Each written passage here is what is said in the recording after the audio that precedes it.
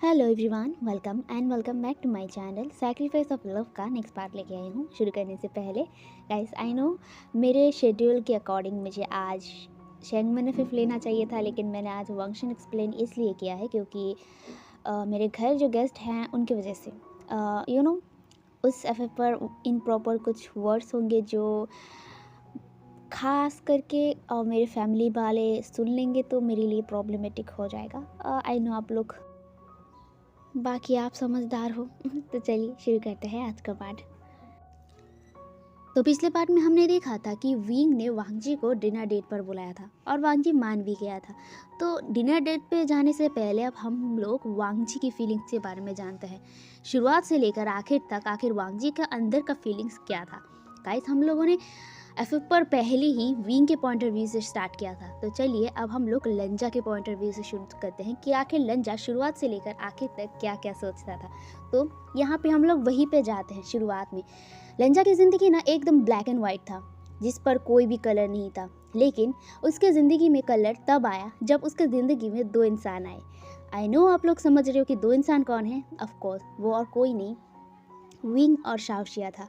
अब हम लोगों को तो पता था कि विंग ही शाओशिया है, लेकिन वांगजी को कुछ भी नहीं पता था, जिसकी वजह से वो पहले समझता था कि वो शाओशिया को पसंद करने लगी है। लेकिन उसकी प्रॉब्लम तो तब शुरू हुई जब उसके ही कंपनी पर वही इंसान जो उसके लिए ट्रबल खड़ा कर दिया था, यानी कि अपने मन में एक अलग सा फीलिंग तैयार कर दिया था। विंग जो पहली बार वो ऑफिस में आया था।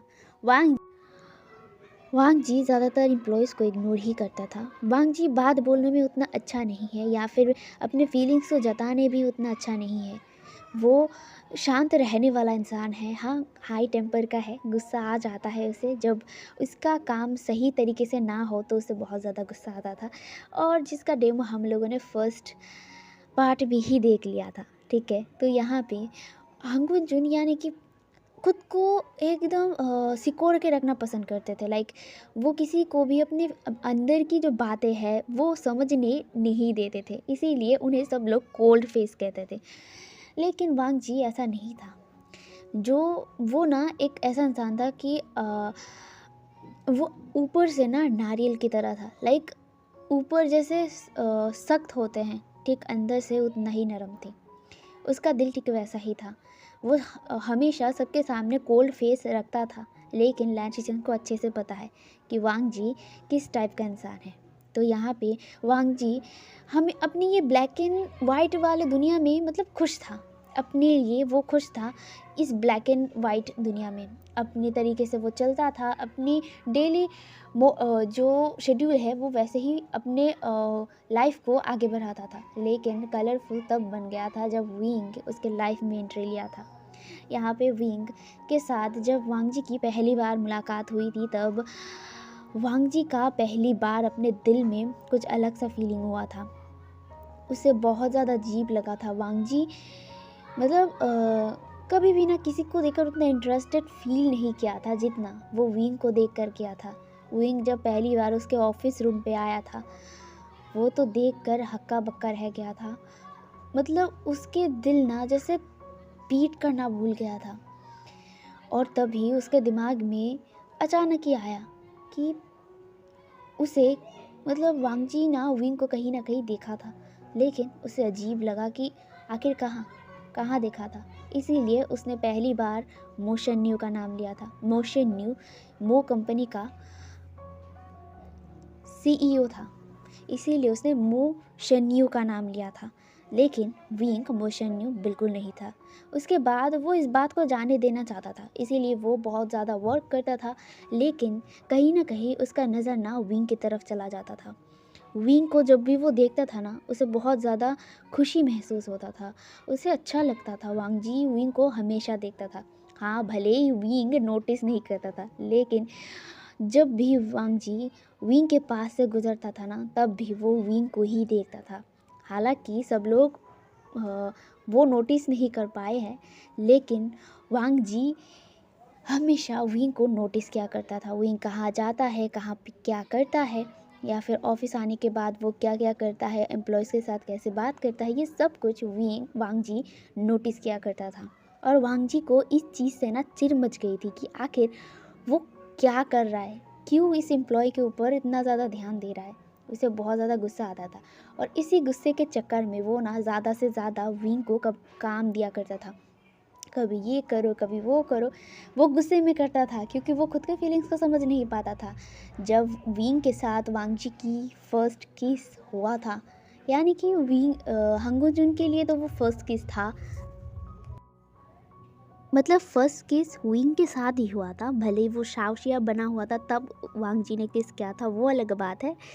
तो यहाँ पे विंग के साथ एकदम एक्सीडेंटल केस ऑफिस में हुआ था और ये चीज़ वांगजी के लिए बहुत बहुत ज़्यादा हो गया था।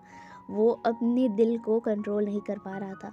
वो मतलब अपने दिल को मतलब थोड़ी थोड़ी करके ना समझने लगा था कि वो दिल धीरे धीरे धड़कने लगा है विंग के लिए।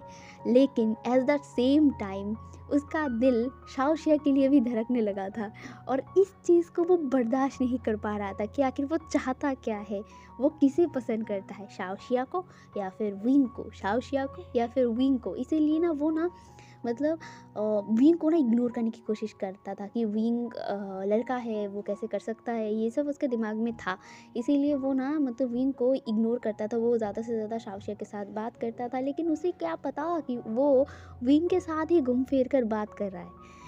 लेकिन वो ये ना ऐसा भी मोमेंट आ गया था उसके लिए कि वो खुद कंफ्यूज था कि वो क्या है, वो बाइसेक्सुअल है, होमोसेक्सुअल है या फिर गे है या फिर वो स्ट्रेट है। वो कुछ नहीं जानता था। अपने ही सेक्सुअलिटी को लेकर वो कंफ्यूज हो गया था। उसके दिमाग में घूम रहा था कि वो क्या है, वो किसे पसंद करता है। और इस चीज़ को लेकर ना बहुत ज़्यादा वो परेशान था और साथ ही साथ फैशन शो भी था। इसीलिए उसका दिमाग में सब टेंशन एक साथ आया था। इसीलिए गुस्से में ना वो ज़्यादातर ज़्यादा विंग के ऊपर गुस्सा उतारने के लिए उसे ज़्यादा से ज़्यादा काम दिया करता था, जिस वजह से विंग भी चिढ़ा करता था। लेकिन विंग को क्या पता कि वांग जी के दिमाग में कौन सा तूफान चल रहा है। धीरे धीरे वांग जी का फीलिंग्स विंग के लिए बढ़ता गया। जितना वक्त बीत रहा था उतना ही विंग के लिए वांग जी मतलब ऑब्सेस्ड होने लगा था और साथ ही साथ शाओशिया के लिए भी वो ऑब्सेशन फील कर रहा था। लेकिन उसे अपने फीलिंग्स पर ही गुस्सा था। इसीलिए वो मतलब ज़्यादा से ज़्यादा अपने काम पे ध्यान देने लगा था। लेकिन उसे विंग का डिज़ाइन बहुत अच्छा लगा था। विंग बहुत अच्छा डिज़ाइनर है, ये वांगजी समझ लिया था। इसीलिए वो अपने लिए विंग को मतलब एज अ डिज़ाइनर चाहता था। तो इसीलिए वो सारे डिज़ाइनिंग का काम विंग को दिया था और विंग के लिए एक बड़ा अपॉर्चुनिटी था एज अ डिज़ाइनर बनना। इसीलिए वो भी मान लिया था। लेकिन धीरे धीरे हंगो जुन का जो फीलिंग्स था वो और बढ़ता गया। वांग जी पहली बार अपने दिल में जेलसी फील किया था तब, जहाँ पे बार पे विंग किसी और के साथ था, उस लड़की के साथ था, यानी कि शाओशिया के साथ वो था। और उन सब में से ना विंग को मतलब घेरा हुआ देख कर ना वांग जी को बहुत ज़्यादा गुस्सा भी आया था और जेलसी फील हुआ था विंग के लिए। वो जेलसी के चक्कर में उसे वहाँ से लेके गया था। तो ठीक सेम जेलेसी फीलिंग वांग जी ने शाओशिया के लिए भी फील किया था। आप लोगों को याद है जो हंगुन जुन ने एक बार शाओशिया को कॉल किया था और वो कॉल विंग ने उठाया था और लड़के का वॉइस सुनकर वांग जी को बहुत ज़्यादा जेलेसी फील हुआ था। ठीक वैसा ही फीलिंग्स विंग के साथ भी हंगुन जुन को मिला था, जिसकी वजह से वो बहुत ज़्यादा कंफ्यूज अपने फीलिंग्स के साथ हुए थे। लेकिन उनके फीलिंग्स धीरे धीरे वो पहेली की तरह था, उसे सॉल्व होने में टाइम नहीं लगा था। उन्हें पता चल गया था कि विंग ही शाओशिया था और उन्हें ये भी पता चल गया था कि वो शाओशिया यानी कि विंग को ही पसंद करता था। लेकिन वो ये मानना नहीं चाहते थे क्योंकि पहली बात, वो एक लड़का है और वो कैसे लड़के को पसंद कर सकता है। और दूसरी बात, शाओशिया बनके विंग ने जो धोखा दिया था उसे, उसका बदला वो लेना चाहता था। लेकिन उससे पहले ही विंग का किडनैप हो गया। हंगुन जुन पहली बार किसी के लिए इतना ज़्यादा डरे थे, खोने के लिए डर रहे थे। विंग को वो खो देंगे, इस डर से ही उनकी पूरी बॉडी कांपने लग गया था। इसीलिए वो किसी भी हालत में वांग जी विंग को ढूंढना चाहते थे। इसीलिए वो अपनी पूरी जी जान लगा दिया था वांग जी विंग को ढूंढने के लिए। और इसी चक्कर में उसे अपनी फीलिंग्स मानना ही पड़ा कि हाँ, वो विंग को पसंद करने लगा है। पसंद नहीं, विंग को प्यार करने लगा है।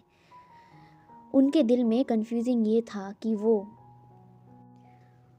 विंग को कहीं ना कहीं देखा तो है, लेकिन कहाँ उन्हें याद नहीं है। उन्हें लगता है कि विंग को वो कई जन्मों से जानता है, लेकिन वो अनजान है कि वो कैसे विंग को जान सकते हैं। यही सोच वो हमेशा सोचते थे और आज भी वो वही सोच रहे थे। तो यहाँ पे अंकुश उनका पॉइंट ऑफ व्यू ख़त्म होता है। तो इससे हमें ये तो क्लियर हो गया कि हंगुन जुन विंग को पहले दिन से पसंद करते थे, बस वो दिखाते नहीं थे और विंग भी कुछ समझ नहीं पाया था। लेकिन अब विंग को याददाश्त तो मिल गया है। अब यहाँ पे हमें ऑफिस ख़त्म होने के बाद दिखाया जाता है विंग जो वेट कर रहा था हंगुन जुन के लिए। हंगुन जुन जो अपना काम ख़त्म करने के बाद ऑफिस से बाहर आता है, ऑफिस बिल्डिंग से बाहर आता है और वहाँ पे विंग खड़ा था। विंग को देखकर वो वहीं पे खड़े रह जाते हैं। विंग दौड़ के हंगुन जुन के पास जाता है और कहता है, आप रेडी हैं और जाने के लिए? ये सुनकर हंगुन जुन नोट करते हैं, आज ना उन्होंने ना ठीक से काम भी नहीं किया था। पता है, वो ना एकदम जो वांग जी ने अपने ब्रदर लैन शीचेन के ऊपर छोड़ दिया था और बेचारा लैन शीचेन पूरा दिन काम किया था, सारा दिन काम किया था। बेचारा थक कर अभी भी ऑफिस रूम पर काम ही कर रहे थे और हंगुन जुन ना मतलब बहाना देकर बाहर निकल गए थे। लेकिन लैन शीचेन को जो शुएंग था वो सब कुछ बता देता है और ये सब सुनने के बाद लैन शीचेन को डाउट होने लग गया था कि हाँ, उन दोनों का कुछ ना कुछ चक्कर चल ही रहा है। तो उन्होंने कुछ ही नहीं कहा है। जहाँ पे वांग जी का खुशी है वहाँ पे उनका भी खुशी है, इसीलिए उन्होंने जाने दिया था। लेकिन बेचारा लैन शीचेन तो अभी भी काम में इतना ज़्यादा खो गए हैं, लाइक हाँ वो थक गए हैं लेकिन फिर भी वो काम ही कर रहे हैं।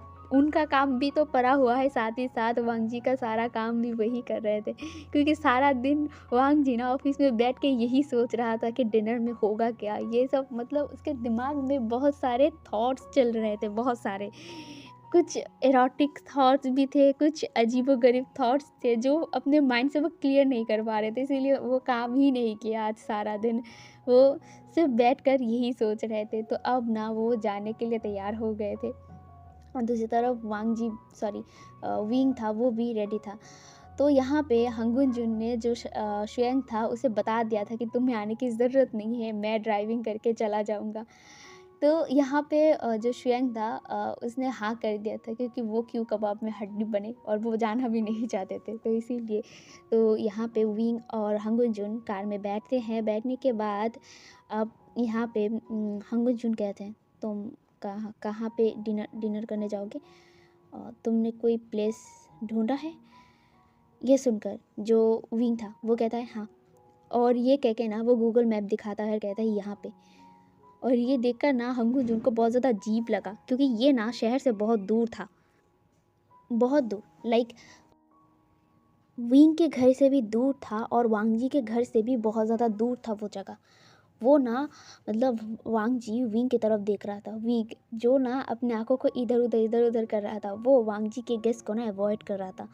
लेकिन वांग जी वो डाउटफुली उसे पूछता है, विंग तुम इतने दूर डिनर फिक्स किए हो?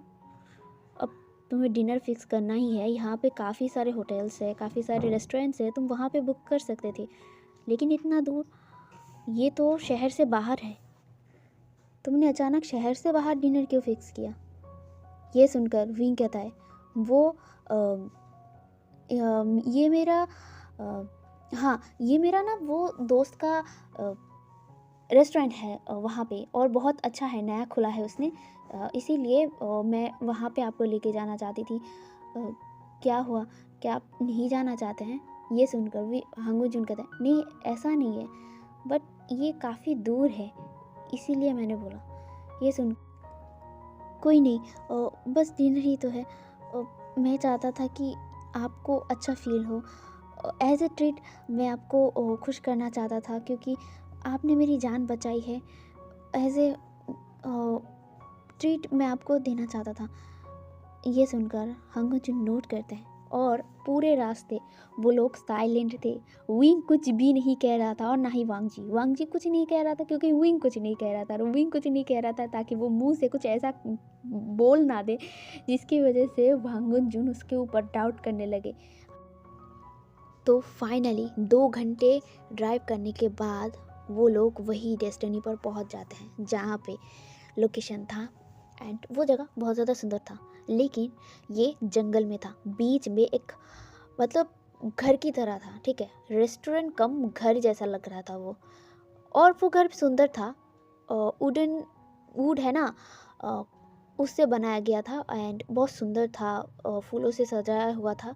ये बहुत जगह, मतलब बहुत ही अजीब था वांगजी के लिए, क्योंकि ऐसा जगह उन्होंने कभी देखा नहीं था, और ऐसी जगह पर इतना सुंदर घर भी हो सकता है ये भी उन्होंने, मतलब कभी सोचा नहीं था। लेकिन फिर भी वो लोग आगे बढ़ते हैं। वो लोग धीरे धीरे उस अ, घर के पास जाते हैं और वांगजी और विंग उस घर के अंदर जाते हैं। वो घर बहुत सुंदर से डेकोरेट किया हुआ था फूलों के साथ। रोजेस थे, कुछ रेड रोजेस थे, कुछ ब्लू रोजेस थे, सब कुछ मिलाकर बहुत सुंदर सा एक, मतलब अरेंजमेंट किया गया था, जैसे ये पहले से प्लान्ड था। वांगजी विंग की तरफ देखता है, विंग जिसके चेहरे पर एक प्यारा सा स्माइल था, और वो भी विंग वांगजी की तरफ ही देख रहा था। वो दोनों के आई कांटेक्ट होता है। उसके बाद वांगजी आई कांटेक्ट को तोड़ता है और इस घर को ध्यान से देखने लगता है। ये घर बहुत ज़्यादा सुंदर था। बीच में एक डाइनिंग हॉल था जहाँ पे सारे डिनर्स, मतलब पेश किया जाएंगे। अब यहाँ पे विंग अपने मन में कहता है, सॉरी लंचा, ये पेनफुल है लेकिन मैं कुछ नहीं कर सकता हूँ। तुम्हें सब कुछ याद दिलाना मेरे लिए ज़रूरी है। और यहाँ पे हमें और एक शॉकिंग बात पता चलती है, यानी कि अमावस्या कल है और कल ही वो मोती बाहर आएगा। और वांगजी को अब विंग यहाँ पे इसलिए ही लाया है क्योंकि मोती कल आएगा बाहर, और तभी उन लोगों के पास मौका है, या फिर विंग के पास मौका है वो मोती लेकर वांगजी के पास आने का और वांगजी को सब कुछ याद दिलाने का। तो इसीलिए उसने पूरा मास्टर प्लान करके ही यहाँ पे आया है।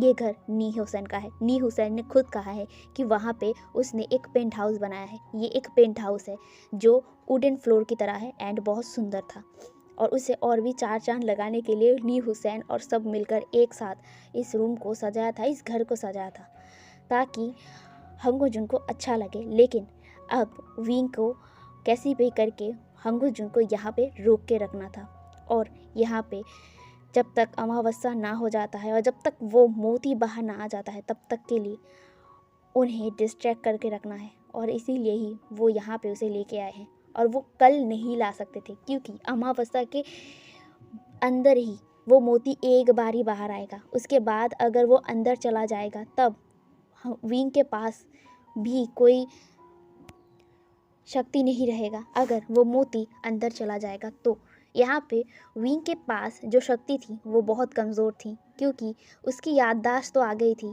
क्योंकि वांगजी की याददाश्त के साथ उसकी याददाश्त जुड़ी है और शक्ति भी जुड़ी है, जिसकी वजह से वो पूरी शक्ति नहीं पाया है, मतलब मिला नहीं है उसे पूरी शक्ति। लेकिन अब इस पल के साथ ही हंगुंजुन की यादें, उसकी ताकत और विंग की ताकत आ जाएगी, और आधी यानी कि काली रात को वो लोग उन सब से लड़ाई करेंगे। यहाँ पे विंग अपने मन में कहता है, सॉरी लंचा, ये पेनफुल है लेकिन मैं कुछ नहीं कर सकता हूँ। तुम्हें सब कुछ याद दिलाना मेरे लिए ज़रूरी है। और यहाँ पे हमें और एक शॉकिंग बात पता चलती है, यानी कि अमावस्या कल है और कल ही वो मोती बाहर आएगा। और वांगजी को अब विंग यहाँ पे इसलिए ही लाया है क्योंकि मोती कल आएगा बाहर, और तभी उन लोगों के पास मौका है, या फिर विंग के पास मौका है वो मोती लेकर वांगजी के पास आने का और वांगजी को सब कुछ याद दिलाने का। तो इसीलिए उसने पूरा मास्टर प्लान करके ही यहाँ पे आया है। ये घर नी हुसैन का है। नी हुसैन ने खुद कहा है कि वहाँ पे उसने एक पेंट हाउस बनाया है। ये एक पेंट हाउस है जो वुडन फ्लोर की तरह है एंड बहुत सुंदर था, और उसे और भी 4 चाँद लगाने के लिए ली हुसैन और सब मिलकर एक साथ इस रूम को सजाया था, इस घर को सजाया था, ताकि हंगो जुन को अच्छा लगे। लेकिन अब विंग को कैसी भी करके हंगो जुन को यहाँ पे रोक के रखना था, और यहाँ पे जब तक अमावस्या ना हो जाता है और जब तक वो मोती बाहर ना आ जाता है, तब तक के लिए उन्हें डिस्ट्रैक्ट करके रखना है। और इसीलिए ही वो यहाँ पे उसे लेके आए हैं, और वो कल नहीं ला सकते थे, क्योंकि अमावस्या के अंदर ही वो मोती एक बार ही बाहर आएगा। उसके बाद अगर वो अंदर चला जाएगा, तब विंग के पास भी कोई शक्ति नहीं रहेगा। अगर वो मोती अंदर चला जाएगा तो यहाँ पे विंग के पास जो शक्ति थी वो बहुत कमज़ोर थी, क्योंकि उसकी याददाश्त तो आ गई थी, क्योंकि वांगजी की याददाश्त के साथ उसकी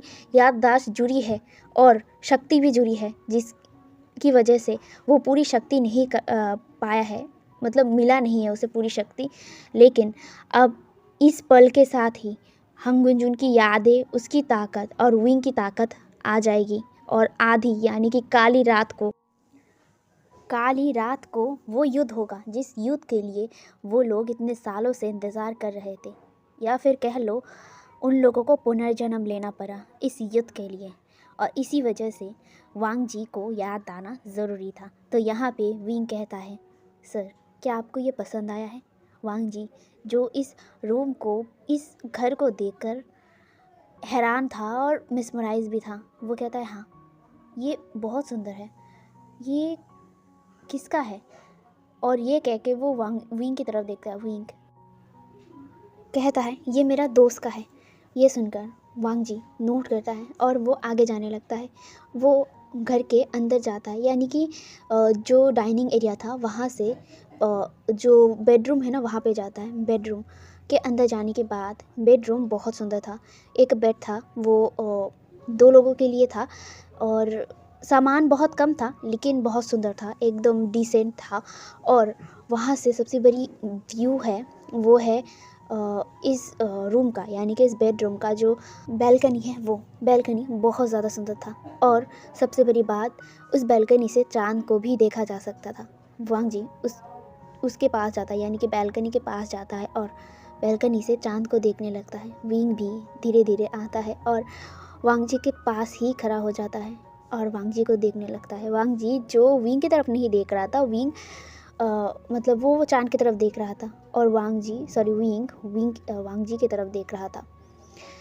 वो दोनों ही मतलब एकदम होता है ना, पीस फील करना, ऐसी एक सुंदर नज़ारा देखकर मन को शांति मिल जाता है ना, तो ठीक वैसा ही था। वांग जी को शांति मिल रहा था, जैसे कि उसकी सारी जो परेशानी है या फिर सारी जो प्रॉब्लम्स हैं वो कहाँ पे वैनिश हो रहा है।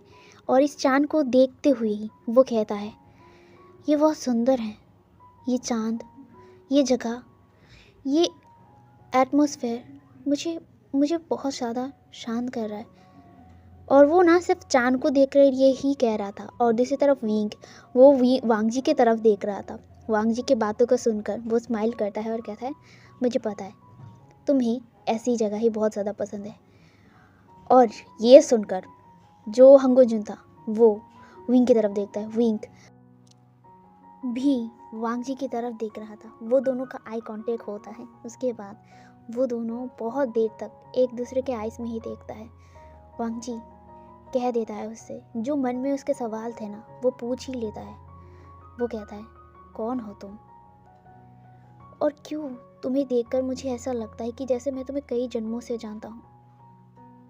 मुझे क्यों लगता है कि तुम मेरे बहुत करीब हो। तुम कौन हो विंग? तुम्हें देखकर मेरा दिल क्यों धड़कता है। मेरी ज़िंदगी जो एक ब्लैक एंड वाइट ज़िंदगी की तरह था, एक बेरंग ज़िंदगी, वहाँ पे तुम क्यों आए?